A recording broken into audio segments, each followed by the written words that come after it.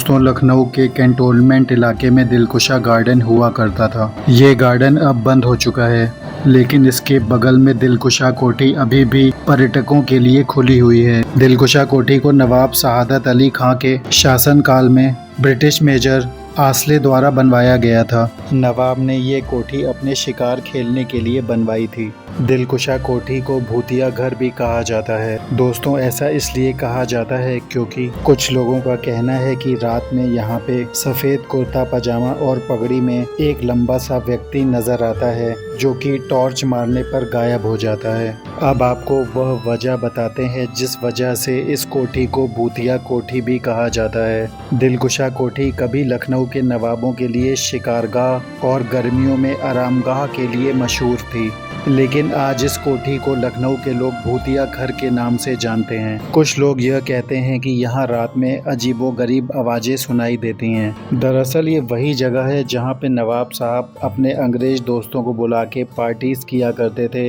और शिकार किया करते थे। उस समय कोठी के चारों तरफ जंगल हुआ करता था, जिसमें कई प्रकार के जंगली जानवर हुआ करते थे।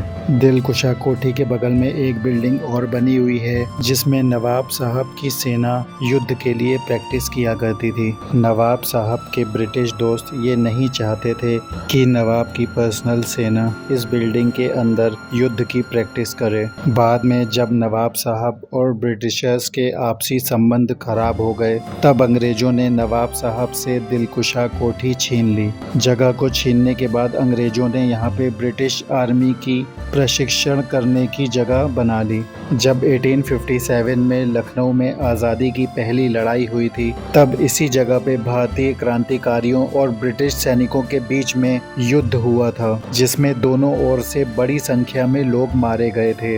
इस लड़ाई में जीत ब्रिटिश सैनिकों की हुई थी और ब्रिटिश सैनिक यहाँ पर रहने लगे थे। इसके बाद British major general sir Henry Havelock की 1857 में ही अनजान परिस्थितियों में मृत्यु हो गई, लेकिन आज तक कोई जान नहीं पाया कि उनकी मृत्यु कैसे हुई। सबसे पहले जिन मेजर जनरल की यहाँ पे मृत्यु हुई थी, उनकी कब्र भी यहीं पे बनी हुई है। दोस्तों, जब हमारे देश के क्रांतिकारियों और ब्रिटिश सैनिकों के बीच में यहाँ पे युद्ध हुआ, इस युद्ध में बहुत सारे भारतीय क्रांतिकारी शहीद हुए।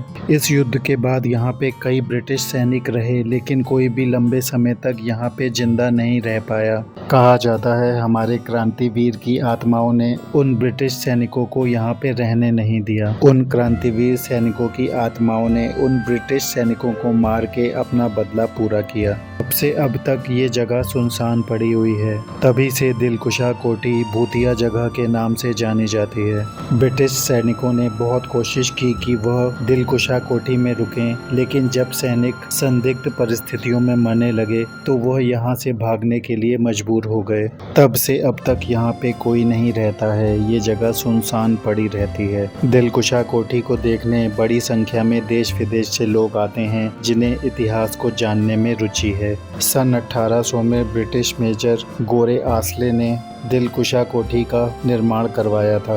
मेजर आसले अवध के नवाब शहादत अली खां के दोस्त हुआ करते थे। दिलकुशा कोठी अपने आप में एक नायाब इमारत है। दिलकुशा कोठी को देखने की टाइमिंग सुबह 8 बजे से शाम के 6 बजे तक है।